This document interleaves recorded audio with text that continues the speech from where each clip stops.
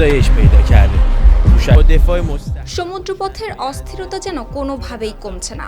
বিশ্ব বাণিজ্যের গুরুত্বপূর্ণ রুট হরমুজ প্রণালীতে এবার সরাসরি গুলি চালানোর ঘটনা ঘটেছে, যা নতুন করে বাড়িয়েছে নিরাপত্তা সংকট। হরমুজ প্রণালী উন্মুক্ত রাখার প্রতিশ্রুতি থেকে সরে আসার পর ওই প্রণালী পাড়ি দেওয়ার চেষ্টাকারী একটি ট্যাঙ্কারে গুলি চালিয়েছে ইরানের সামরিক বাহিনী। আন্তর্জাতিক বার্তা সংস্থা রয়টার্সের প্রতিবেদন অনুযায়ী শনিবার হরমুজ প্রণালীতে ওই ট্যাঙ্কার লক্ষ্য করে ইরানি গানবোট থেকে গুলি চালানো হয়েছে বলে জানিয়েছে ব্রিটিশ সামুদ্রিক নিরাপত্তা সংস্থা ইউকেএমটিও।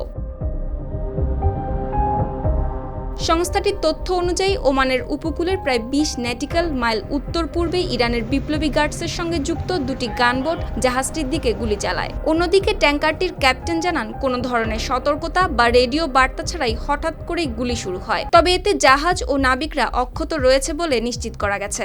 এরই মধ্যে একই অঞ্চলের কাছেই আরেকটি কন্টেইনার জাহাজ অজ্ঞাত কোনো হামলাকারীর আঘাতে ক্ষতিগ্রস্ত হয়েছে। তবে এই ঘটনায় কোনো অগ্নিকাণ্ড বা বড় ধরনের পরিবেশগত ক্ষতির খবর পাওয়া যায়নি এখনো।